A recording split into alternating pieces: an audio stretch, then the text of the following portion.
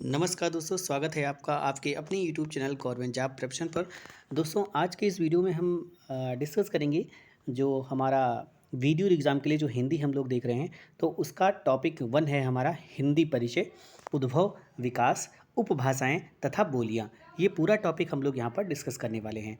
तो चलिए शुरू करते हैं। तो भाषा मनुष्य की अर्जित तथा सामाजिक संपत्ति है, जिस पर देश काल का गंभीर प्रभाव होता है। यद्यपि सभी प्राणियों में पादप जगत को छोड़कर ध्वनि उत्पन्न करने की सामर्थ्य होती है, जैसा कि हमको पता है कि पादप ध्वनि उत्पन्न नहीं करते, बाकी सारे जीवित प्राणी ध्वनि उत्पन्न करते हैं, किंतु मनुष्य इसमें इस दृष्टि से श्रेष्ठ है कि उसने इन ध्वनियों का लिप्यंतरण कर उसके नियंत्रित विविध एवं लक्षित प्रयोग की सामर्थ्य अर्जित की। भाषा परिवर्तनशील इकाई है। इस संबंध में भारतेंद्र जी ने कहा है कि कोस कोस पर बदले पानी, 5 कोस पर बानी। यहाँ पर भारतेंद्र जी ने कहा है कि कोस कोस पर पानी बदल जाता है, और अगर 5 कोस पर जाते हैं तो बानी यानी कि बोली बदल जाती है। ठीक है। तो भाष धातु से निर्मित भाषा मानव सभ्यता का आधार व उसकी बहुमुखी आवश्यकता रही है, जिसकी विभिन्न विद्वानों द्वारा अनेक परिभाषाएं दी गई हैं। कुछ महत्वपूर्ण परिभाषाएं इस प्रकार हैं।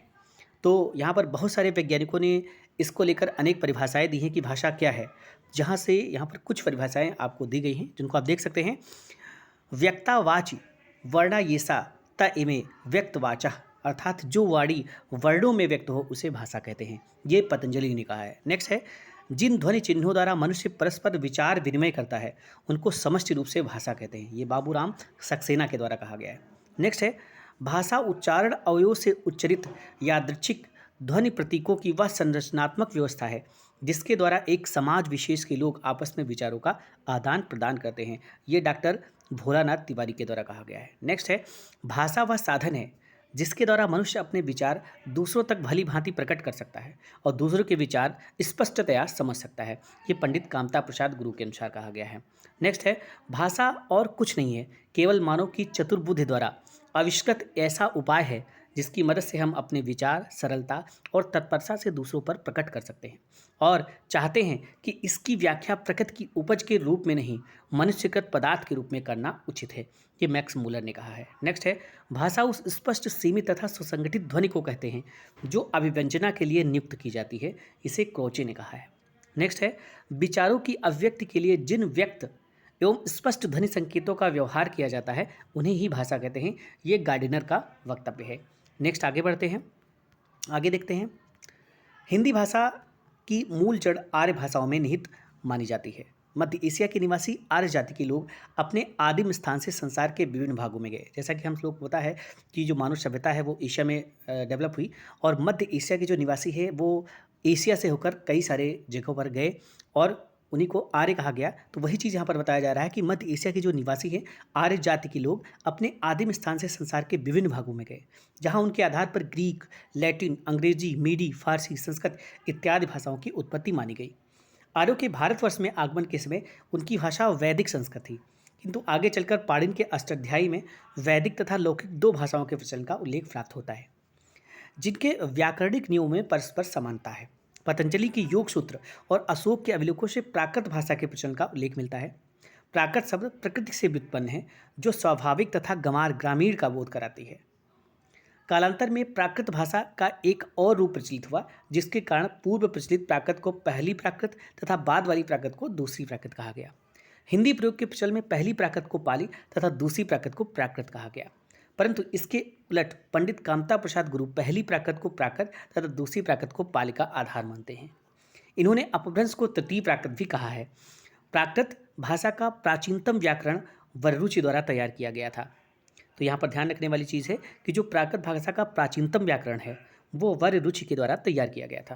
पुनः आगे चलकर वैदिक विद्वानों ने वैदिक संस्कृत भाषा को प्राकृत के संस्करण के रूप में प्राकृत के संक्रमण से बचाने के लिए, सॉरी यहाँ पर मैं फिर से बात कर देता हूँ कि आगे चलकर वैदिक विद्वानों ने, जो वैदिक विद्वान थे, उन्होंने वैदिक संस्कृत भाषा को प्राकृत के संक्रमण से बचाने के लिए उसका संस्कार, परिमार्जन अथवा सुधार किया, जिसे लौकिक संस्कृत कहा गया। संस्कृत का सर्वाधिक मान्य व्याकरण पाणिनि द्वारा तैयार किया गया। पाली भाषा बुद्ध के उपदेशों तथा ग्रंथों की मुख्य भाषा बनी, जबकि महावीर स्वामी के उपदेश और प्राचीनतम जैन ग्रंथ प्राकृत भाषा में प्राप्त होते हैं। तो दोस्तों यहाँ पर जीके का भी क्वेश्चन एक बनता है कि जो भगवान बुद्ध के हैं उनके जो उपदेश हैं वो किस भाषा में है, तो वो पाली भाषा में है, और भगवान महावीर के जो उपदेश हैं वो प्राकृत भाषा में हैं।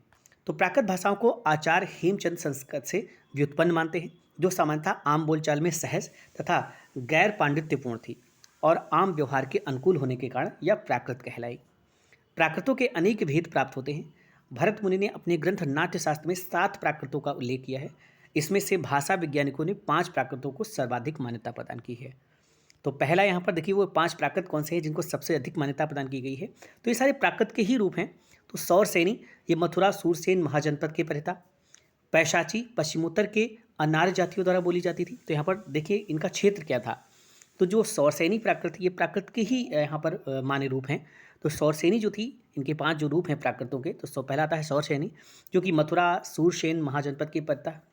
पैसाची पश्चिमोत्तर के अनार्य जातियों द्वारा बोली जाती थी। मागधी मगध और पाटलिपुत्र के चारों तरफ बोली जाती थी। अर्धमागधी सौरसेनी और मागधी क्षेत्रों के मध्य, और महाराष्ट्रीय मराठा क्षेत्र में। तो ये थे दोस्तों यहाँ पर प्राकृत की कुछ भेद।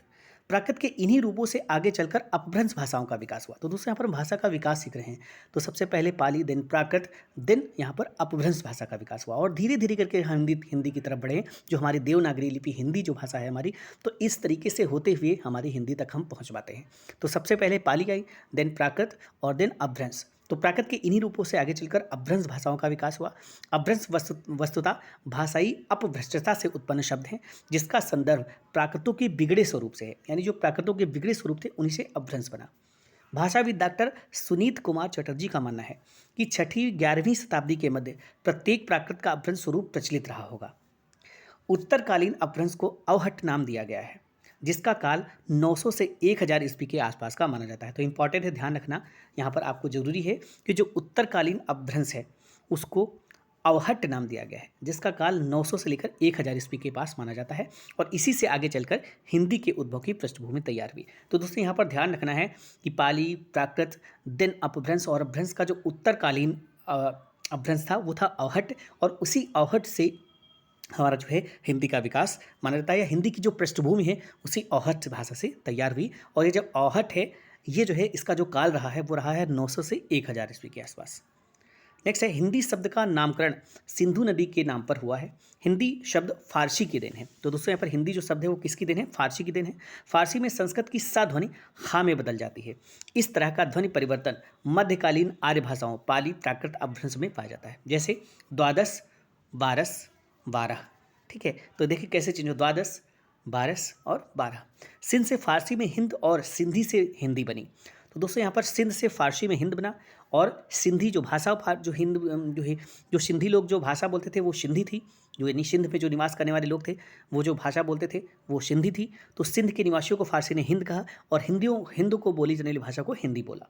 तो सिंधु नदी के आसपास के स्थानों और निवासियों को क्रमशः हिंद या हिंदुस्तान तथा हिंदी या हिंदुस्तानी कहा गया है। आगे चलकर इस शब्द का अर्थ विस्तार हो गया तथा हिंदी और हिंदुस्तानी शब्द से क्रमशः समस्त भारत एवं भारतवासियों का बोध होने लगा। आज हिंदी का प्रयोग हिमाचल प्रदेश, हरियाणा, राजस्थान, उत्तर प्रदेश, बिहार, झारखंड, छत्तीसगढ़ और दिल्ली में प्रमुख रूप से होता है। तो दोस्तों हिंदी का जो प्रमुख रूप से बोलचाल जो हिंदी जो बोलचाल की भाषा है वो किन किन प्रदेशों की है, तो यहाँ पर ध्यान रखना है, हिमाचल प्रदेश, हरियाणा, राजस्थान, उत्तर प्रदेश, बिहार, झारखंड, छत्तीसगढ़ और दिल्ली। ठीक है, इस व्यापक क्षेत्र में हिंदी के अनेक उपरूप तथा बोलियां हैं, और हिंदी उन सभी उपभाषाओं तथा बोलियों का प्रतिनिधित्व करती है। आजकल हिंदी भाषा का व्यवहार परिनिष्ठित, साहित्यिक तथा प्रशासनिक कामकाज में प्रयुक्त हिंदी के लिए होता है। आगे बढ़ते हैं, नेक्स्ट देखते हैं हिंदी की उपभाषाएं। तो अब हिंदी की उपभाषाएं कौन सी हैं उनको देखते हैं। तो हिंदी सहित आधुनिक भारतीय भाषाओं का विकास मूलतः अपभ्रंश भाषाओं से हुआ है। मध्यकालीन आर्य भाषा के विकास के तृतीय चरण में अपभ्रंशों के कई भेद प्रचलित थे, जिनसे क्रमशः हिंदी की उपभाषाओं तथा इन उपभाषाओं से हिंदी की बोलियों का विकास हुआ।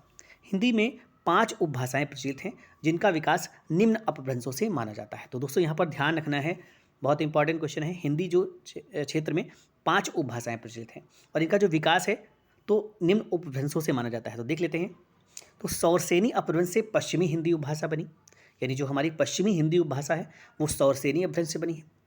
उपनागर अपभ्रंश से बनी राजस्थानी हिंदी उपभाषा। मागधी अपभ्रंश से बनी है बिहारी हिंदी उपभाषा, और अर्धमागधी अपभ्रंश से बनी है पूर्वी हिंदी उपभाषा, तथा खश अपभ्रंश से बनी है पहाड़ी हिंदी उपभाषा। तो बहुत इंपॉर्टेंट है, पूछ लिया जाता है क्वेश्चन।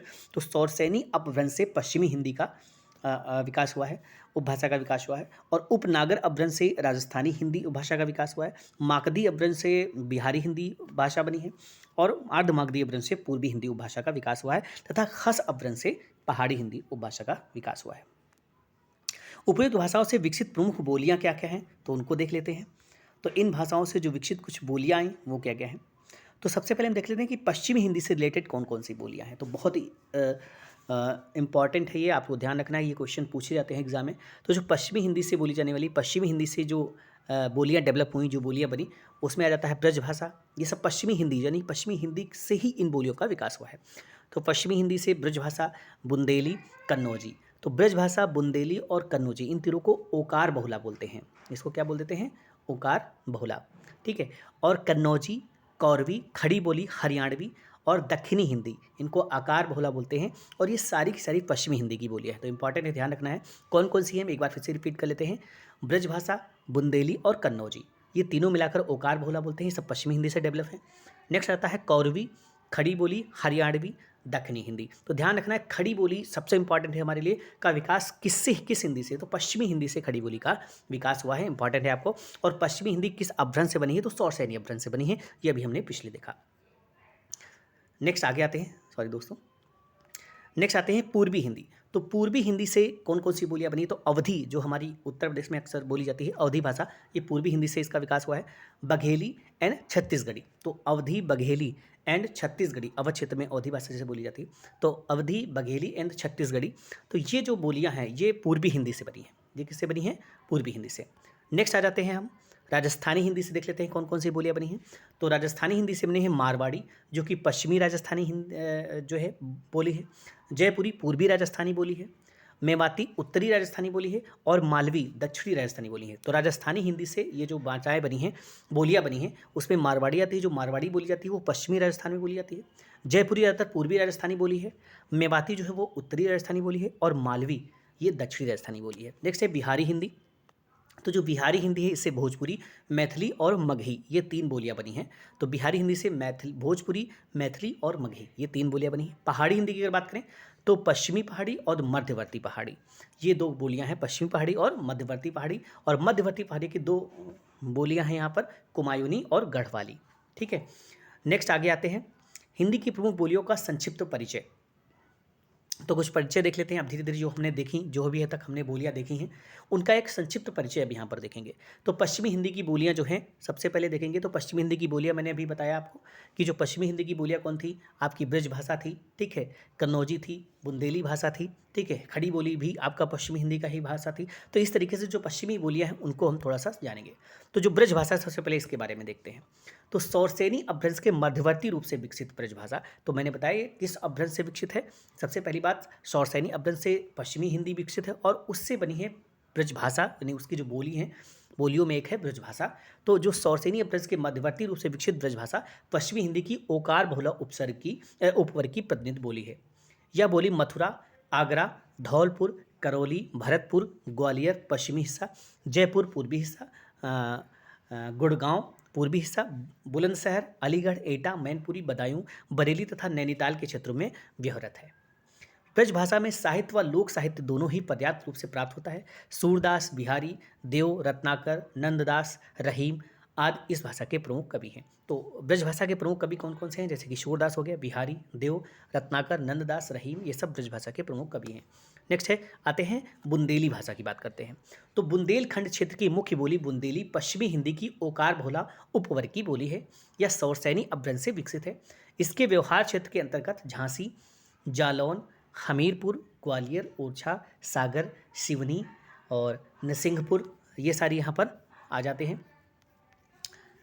होशंगाबाद, उसके आसपास का क्षेत्र है। बुंदेली की एक उपबोली है बनाफरी में रचित आल्हा को हिंदी साहित्य में स्थान प्राप्त है। तो दोस्तों यहाँ पर बहुत इंपॉर्टेंट है, जो बुंदेली भाषा की एक उपबोली है बनाफरी, इसी में रचित है आल्हा और जिसको हिंदी साहित्य में एक विशेष स्थान प्राप्त है। नेक्स्ट आते हैं कन्नौजी भाषा के बारे में। तो इसका जो उद्भव है ये सौरसेनी अपभ्रंश से माना जाता है। कन्नौज क्षेत्र इसका मुख्य केंद्र है, जिसके कारण इसका नाम कन्नौजी पड़ा। अन्य क्षेत्रों जैसे इटावा, फर्रुखाबाद, शाहजहांपुर, कानपुर, हरदोई, पीलीभीत में भी कन्नौजी बोली जाती है। यह पश्चिमी हिंदी की ओकार बहुला वर्ग की बोली है। ठीक है, नेक्स्ट आ जाते हैं खड़ी बोली, तो बहुत इंपॉर्टेंट है। ठीक है, तो खड़ी बोली कौन सी है? खड़ी बोली अथवा कौरवी, इसको खड़ी बोली अथवा हम कौरवी बोल सकते हैं। और ये जो है आपका, मैंने जैसा कि बताया कि जो अपभ्रंश सौरसेनी अपभ्रंश से ही के उत्तरी रूप से उद्भूत पश्चिमी हिंदी की आकार बहुला उपवर्ग की बोली है। बहुत इंपॉर्टेंट है कि जो खड़ी बोली जिसे हम कौरवी भी बोलते हैं, ये सौरसेनी अपभ्रंश के उत्तरी रूप से उद्धृत या उद्भूत पश्चिमी हिंदी की आकार बहुला, ठीक है, उपवर्ग की बोली है। सहारनपुर, मुजफ्फरपुर, मेरठ, बिजनौर, रामपुर, मुरादाबाद, देहरादून का मैदानी भाग व दिल्ली का कुछ भाग इसके अंतर्गत आता है। साहित्य व लोक साहित्य दोनों ही दृष्टियों से बहुत ही संपन्न बोली है। ठीक है, आगे आते हैं हरियाणवी। तो इसका एक अन्य नाम बांगरू भी है। तो बहुत इंपॉर्टेंट है कि हरियाणवी का एक अन्य नाम बांगरू भी है और इसका विकास जो है ये सौरसेनी से उपभ्रंश से ही हुआ है और ये पश्चिमी हिंदी के आकार बहुला वर्ग से संबंधित है। हरियाणवी मुख्यतः हरियाणा व दिल्ली में बोली जाती है। तो बहुत इंपॉर्टेंट है। दक्षिणी हिंदी, दक्षिणी हिंदी पश्चिमी हिंदी उपभाषा की आकार बहुला वर्ग की बोली है, जिसका मूल आधार दिल्ली के आसपास प्रचलित है। 14वीं 15वीं सदी की खड़ी बोली है, यानी कि ये जो दक्षिणी हिंदी है ये 14वीं और 15वीं सदी की खड़ी बोली ही इसको बोला जाता है और इसके प्रमुख क्षेत्रों में दक्षिण भारत के बीजापुर, गोलकुंडा, अहमदनगर, मुंबई तथा मध्य प्रदेश शामिल है। तो ये थे दोस्तों यहाँ पर कुछ भाषाएं। तो ये देखिए हिंदी प्रदेश को बनाया गया है कि जो दो लाइंस बनाई गई हैं इनके बीच वाला जो भी प्रदेश आता है वो लगभग हिंदी प्रदेश है, यानी कि उसमें हिंदी भाषा बोली जाती है। ठीक है, तो नेक्स्ट आ जाते हैं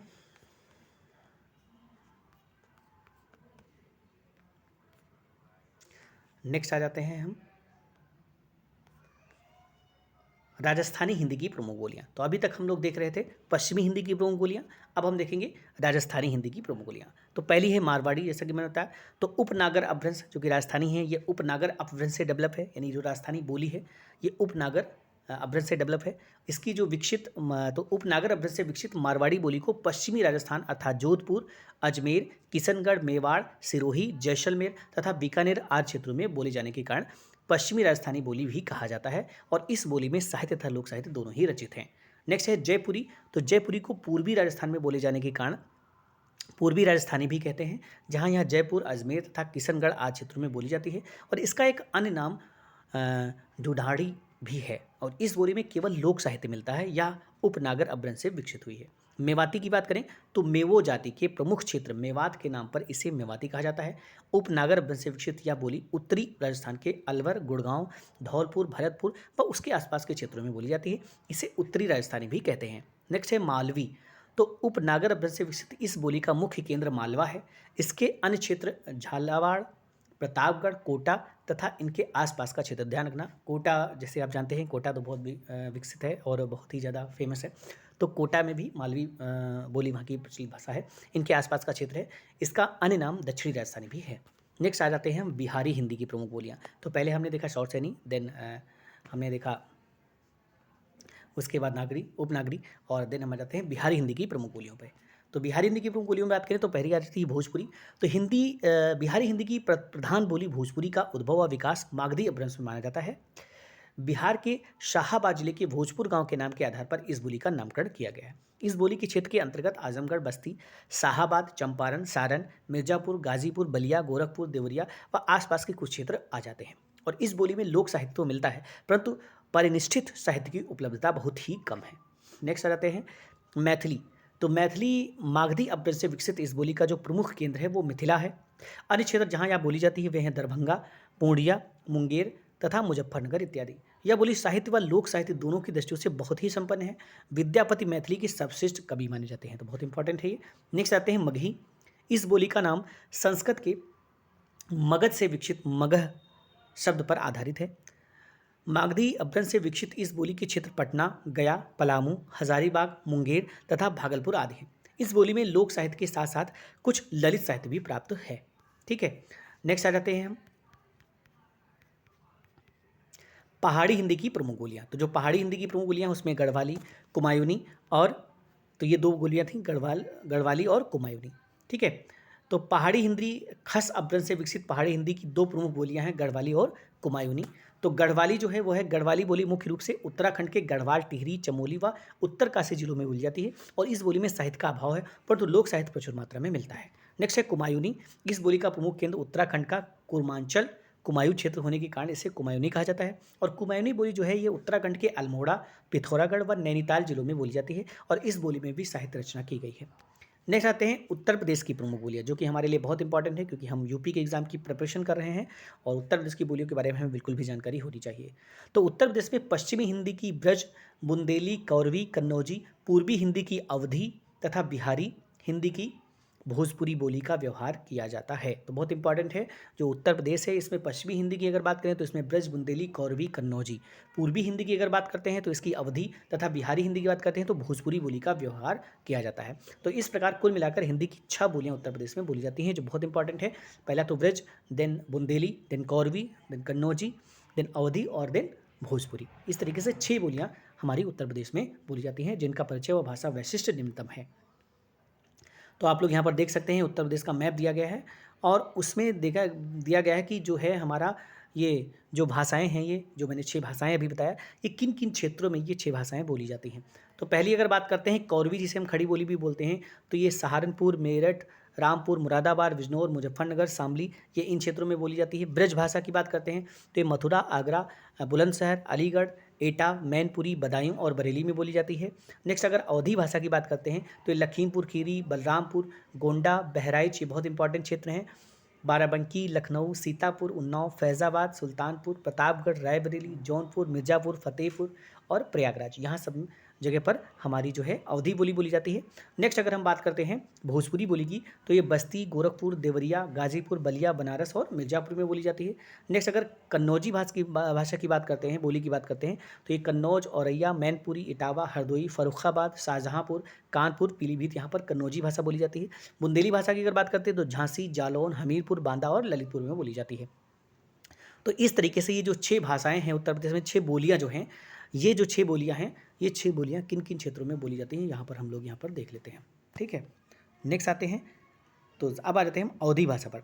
तो अवधी बोली का जो विकास है ये अर्धमागधी अपभ्रंश से हुआ है, तो बहुत इंपॉर्टेंट है ये भी क्वेश्चन। सबसे पहले खड़ी बोली का विकास पश्चिमी हिंदी सौरसेनी अपभ्रंश से हुआ है और अवधी भाषा का जो विकास है ये अर्धमागधी अपभ्रंश से हुआ है। पूर्वी हिंदी की बोलियों में अवधी प्रतिनिधि बोली है, तो ये पूर्वी हिंदी की बोली है और ये पूर्वी हिंदी का जो विकास है ये किस अपभ्रंश से हुआ है, तो ये जो हुआ है ये आपका अर्धमागधी अपभ्रंश से हुआ है और अर्धमागधी अपभ्रंश से पूर्वी हिंदी का विकास हुआ और जिसमें अवधी जो बोली है उसके अंतर्गत आती है। तो अयोध्या से औध और अवध शब्द बना है। अयोध्या प्राचीन काल के कौशल महाजनपद के अंतर्गत आता है, इसीलिए इसे कोसली भी कहा जाता है। अवध प्रांत के हरदोई जनपद को छोड़कर प्राय सभी जिलों में इस बोली का प्रयोग होता है। लखीमपुर खीरी, गोंडा, बहराइच, बलरामपुर, बाराबंकी, लखनऊ, सीतापुर, उन्नाव, फैज़ाबाद, पूर्वी हिस्सा छोड़कर सुल्तानपुर, प्रतापगढ़, रायबरेली इत्यादि में इसी बोली का व्यवहार होता है। अवध प्रांत के बाहर जौनपुर, मिर्ज़ापुर, पश्चिमी भाग, प्रयागराज, फतेहपुर में भी थोड़े परिवर्तित रूप में के साथ अवधी बोली प्रयोग में लाई जाती है। लखनऊ, रायबरेली, फतेहपुर, उन्नाव में इसे बैसवाड़ी कहा जाता है। यह नाम बैस राजपूतों की प्रधानता के कारण मिला है। अवधी बोली बोलने वालों की संख्या लगभग 2.25 करोड़ है। सूफियों, मुल्ला दाऊद, कुतुबन, मंझन, मलिक मोहम्मद जायसी आदि कवियों का काव्य ठेठ अवधी में ही सृजित है। राम भक्ति काव्यधारा के कवि तुलसीदास, बाबा राधा चरण दास, महाराज रघुराज की रचनाएं भी अवधी में ही की गई हैं। ठीक है, तो अवधी की विशेषताएं देख लेते हैं। तो अवधी मूलतः अकारांत भाषा की बोली है, तो ध्यान रखना है अवधी किस भाषा की, तो अकारांत भाषा की बोली अवधी हमारी है। ठीक है, नेक्स्ट देख लेते हैं कि ध्वनिगत विशेषताएं क्या हैं। तो अवधी में हिंदी की सभी स्वर पाए जाते हैं। ए और अ मूल स्वर न होकर यहाँ संयुक्त स्वर हैं। तो ए तथा ओ के हर्ष या दीर्घ दोनों रूप प्रचलित हैं। उदाहरण बेटवा, लोटवा में प्रयुक्त ए ओ हर्ष स्वर है। ऋ का रूपांतर री, आ, ई, उ में भी हो जाता है। उदाहरण मात्र का मई, तृण का तिनका, ऋतु का ऋतु। तो देख सकते हैं यहाँ पर कि जो ये कुछ चीज़ें हैं, जैसे कि आप देख सकते हैं यहाँ पर आ, ई, उ में हो जाता है। जो हमारा ऋतु है इसका रूपांतर आ, ई, उ में हो जाता है। जैसे मात्र का, ठीक है, तो मई मतलब ई में रूपांतरण हो जा रहा है। तृण का हो जाएगा तिनका, मतलब यहाँ पर ई की मात्रा जा रही है। ऋतु यानी कि रा में इसका रूपांतर हो जाता है, ऋतु बन जाता है। तो री को अर या इर के रूप में भी उच्चारित किया जाता है। जैसे उदाहरण मिर्गा। स्वरों के अनुनासिक रूप में भी प्रचलित है। उदाहरण भींग, पूंछ, सोंठ, ये सारी चीज़ें स्वरों के अनुनासिक रूप हैं। अवधि में ड़ा ना में ना रूप में परिवर्तित हो जाता है, तो नारायण है तो नारायण बन जाता है, रण का रण बन जाता है। मध्यवर्ती या शब्दांत में ड़ तथा ला के स्थान पर प्रायः रा का प्रयोग मिलता है। जैसे साड़ी का साड़ी बोल देते हैं कुछ लोग, थाली का थाली, लड़ाई का लड़ाई, उलझन का उलझन। तो ये जो मध्यवर्ती या शब्दांत में ड़ का ला के स्थान पर रा का प्रयोग मिलता है।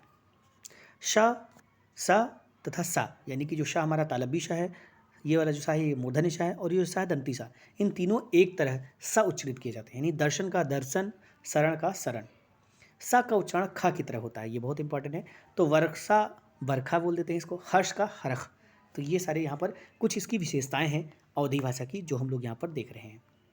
नेक्स्ट आ जाता है आरंभिक व अंतिम या प्रायः जा के रूप में प्रयुक्त होते हैं। जैसे कि दाय का दाज, युवती का जुबती, यज्ञ का यज्ञ, यौवन का जौवन। नोट, मध्यवर्ती या में प्रायः कोई परिवर्तन नहीं होता है, यानी कि आरंभिक वो अंतिम या तो जा में बदल जाते हैं, लेकिन जो मध्यवर्ती या है उसमें कोई परिवर्तन नहीं होता है। उदाहरण जैसे नैन, तो नजर नहीं बन जाएगा, यानी यहाँ पर जा परिवर्तित नहीं होगा। माया तो माजा, ठीक है, नहीं बनेगा, माया ही रहेगा। तो यहाँ पर होता है कि मध्यवर्ती या में प्रायः कोई परिवर्तन यहाँ पर नहीं होता है, ठीक है। नेक्स्ट है आरंभिक वा का उच्चारण प्रायः बा के रूप में तथा मध्यवर्ती वा का उच्चारण कहीं कहीं बा ऊ के रूप में होता है। तो जो प्रारंभिक वा होता है उसका उच्चारण प्रायः बा के रूप में होता है, और मध्यवर्ती वा जो है इसका उच्चारण कहीं कहीं बा और अब्लिक ऊ के रूप में होता है। जैसे वर्षा, तो देखिए वर्षा यहाँ पर क्या है, जो हमारा प्रारंभिक वा है तो ये बा में परिवर्तित होता है, यानी बरखा बन जाता है।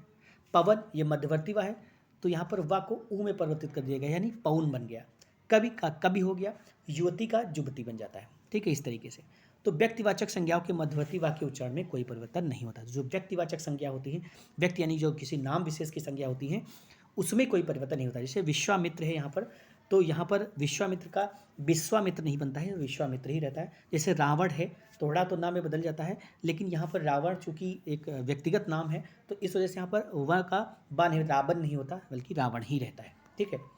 तो संयुक्त व्यंजनों का उच्चारण प्राय अलग अलग होता है। जैसे कृपा का कृपा और प्रवीण का प्रवीण, मतलब अलग हो जाता है। कृपा चूँकि एक संयुक्त वर्ड है और इसको अलग कर दिया गया, कृपा, प्रवीण, परवीन कर दिया गया। तो इस तरीके से यहाँ पर कुछ विशेषताएं अवधी भाषा में देखने को मिलती हैं।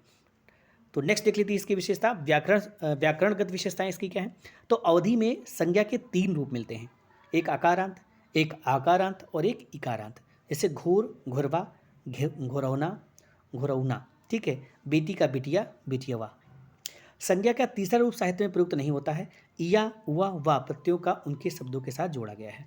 तो संज्ञा का जो तीसरा रूप है साहित्य में प्रयुक्त नहीं होता है, पर या वा वा प्रत्ययों को अनेक शब्दों के साथ जोड़ा गया है। विदेशी शब्दों में भी यही प्रत्यय जुड़े हुए हैं। जैसे बेटी का बिटिया बन जाता है, यहाँ पर या जोड़ दिया गया, रानी का रनिया, और रजिस्टर का रजिस्टरवा, इस तरीके से यहाँ पर बोल दिया जाता है।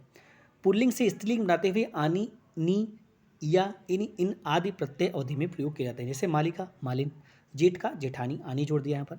कर्ता कारक में नि परसर्ग का प्रयोग नहीं होता है। जैसे अवधि बोली में प्रयुक्त अन्य परसर्ग हैं का, क, कह, कु, कु, के, कहूँ। कर्ण प्रदान से सेनी, सेन, सन, ते, सो, सेंती, हुंत आदि। संप्रदान बदे, बरे, संबंध का, कीरे, कर, केर। अधिकरण में मा, म, मांझ, मह, मुँह, पा, पे, पर, इस तरीके से यहाँ पर चीज़ें बोली जाती हैं। सर्वनामों में मैं, मई, मोय, मोर, हम, हमें, हमके, तुम, तुम्हें, दूर आदि का प्रयोग होता है। गुणवाचक विशेषण प्रायः आकारांत होते हैं, उदाहरण से भल, नीक, छोट, मोट, ठीक इस तरीके से। संख्यावाची विशेषण 1, 2, 3, 4, 5, 6, 7, 8, 9, 10, 11, 12, 13, 14, 16 आदि प्रयुक्त होते हैं। अवधि में क्रिया रूप कुछ कठिन है क्योंकि उसका कृदंतीय रूप कम है। अवधि में विविध सहायक क्रियापद प्राप्त होते हैं, अह, बाटे, है, भय, रहे इत्यादि।